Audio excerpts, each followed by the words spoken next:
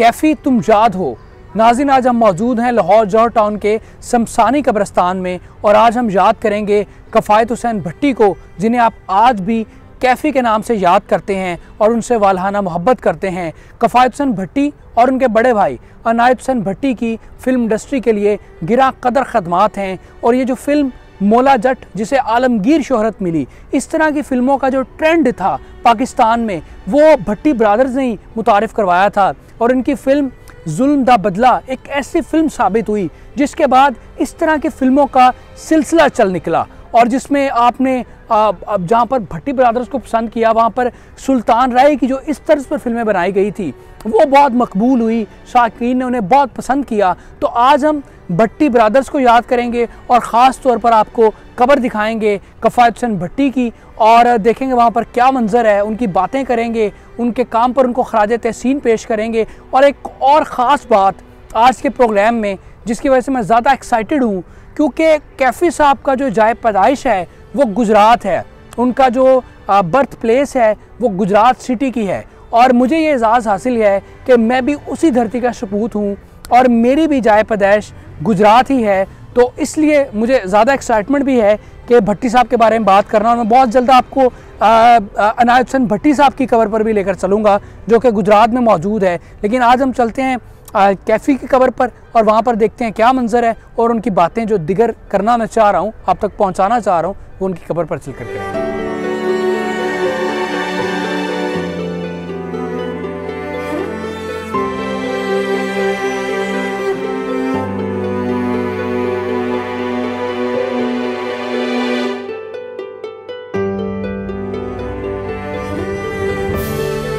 नाज़रीन, कैफ़ी साहब की कब्र पर हम पहुँच चुके हैं और ये आखिरी आरामगाह है किफ़ायत हुसैन भट्टी की और कतबा पर इनका नाम भी दर्ज है, फिल्म स्टार कैफ़ी वल्द फजल लाही भट्टी। जैसा कि मैंने अपने इंट्रो में आपको बताया था कि कैफ़ी साहब का बाई ताल्लुक गुजरात से है और इनके बड़े भाई अनायत हुसैन भट्टी जो कि पाकिस्तान फिल्म इंडस्ट्री के मायनाज गुलकार और अदाकार थे, जिन्होंने भट्टी पिक्चर्स की बुनियाद रखी। और भट्टी पिक्चर एक ऐसा इदारा है जिसने मुख्तलिफ ट्रेंड मुतारिफ़ करवाए और उसी ट्रेंड्स को फॉलो करते हुए आने वाले प्रोड्यूसर्स ने लाजवाब फिल्में भी बनाई और लाखों करोड़ों रुपए भी कमाए।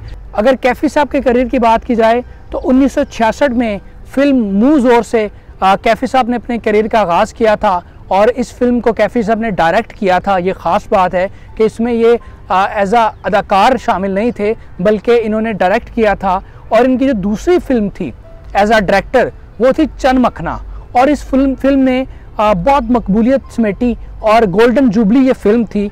और इस फिल्म से एक हौसला मिला भट्टी साहब को और उन्होंने उससे अगली एक फिल्म बनाई उसी तर्ज पर, सजन प्यारा, और इसमें अपने आप को एज आ हीरो मुतारिफ़ करवाया और वो फिल्म भी गोल्डन जुबली फिल्म साबित हुई। और ये भट्टी पिक्चर्स की दो फिल्में थी जो कि एक ही साल में गोल्डन जुबली साबित हुई और उसके बाद एक ना ख़त्म होने वाला सफ़र शुरू हुआ जिसमें मुख्तलिफ़ कैरेक्टर्स में देखा गया किफ़ायत हुसैन भट्टी को और लाजवाब फिल्मों में काम किया।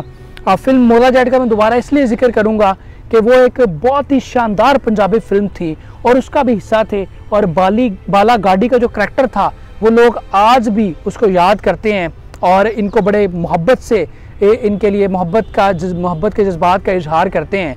तो कैफ़ी साहब की अगर अज़दवाजी ज़िंदगी की बात की जाए तो 2 शादियाँ कैफ़ी साहब ने की और दोनों बीवियों का ताल्लुक शोबिज़ से था। इन्होंने पहली शादी फिल्म स्टार गजाला के साथ की जबकि दूसरी शादी इन्होंने फिल्म स्टार चिकोरी के साथ की जो कि फिल्म मौला जट में भी इनके साथ थी।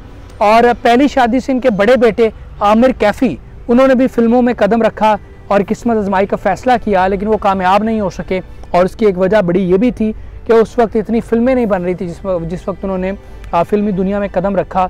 और इनके जो दूसरी बीवी चिकोरी, उनमें से इनके 2 बेटे हसन कैफ़ी और असद कैफ़ी। हसन कैफ़ी गुलकारी के मैदान में किस्मत आजमाई कर रहे हैं, बहुत अच्छा गाते हैं, जबकि असद कैफ़ी हकीकी मायनों में अपने बाप का नाम आज भी ज़िंदा किए हुए हैं क्योंकि वो आफ्ताब इकबाल की टीम का हिस्सा हैं और आफ्ताब इकबाल का शो पाकिस्तान का टॉप रेटेड शो है।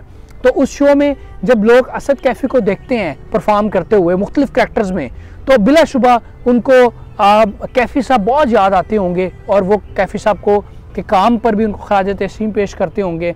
तो असद बहुत ज़बरदस्त काम कर रहे हैं और उनको मौका नहीं मिला क्योंकि फिल्में इतनी बन नहीं रही, लेकिन अगर वो फिल्मों में भी काम करेंगे तो यकीनी तौर पर अपने वालिद का नाम भी ज़िंदा रखेंगे और उन्हीं जैसा काम करेंगे।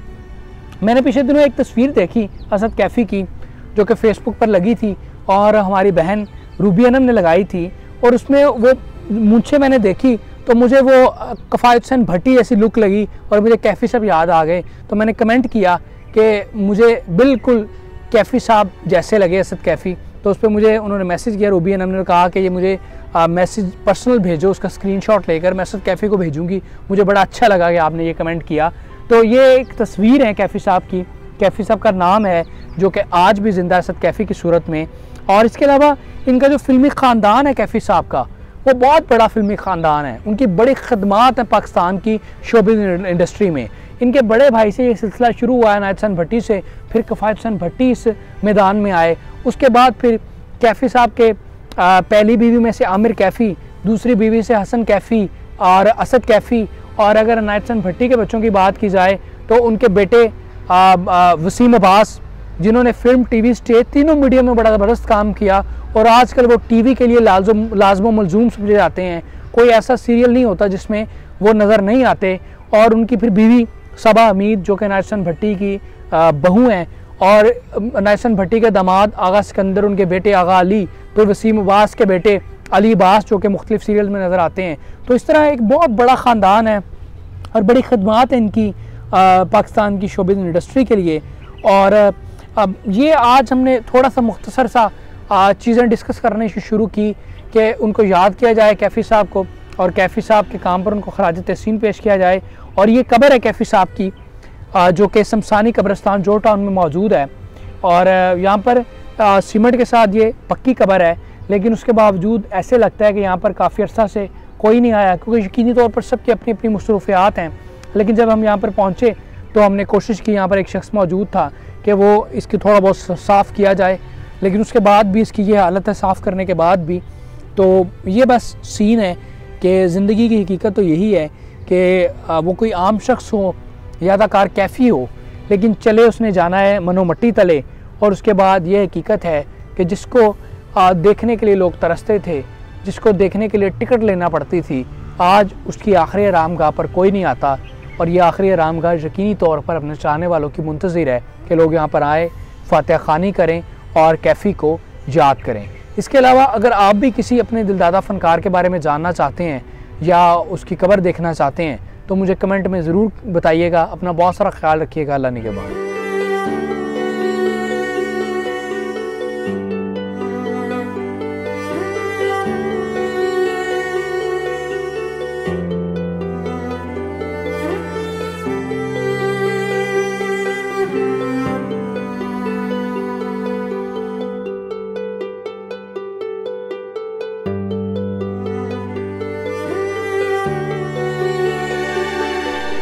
बोतले नशे दिए बोतले नाई नियत चुकनी मेरी को देख नाल जावेगी तू मुकनी नशे दिए बोतले।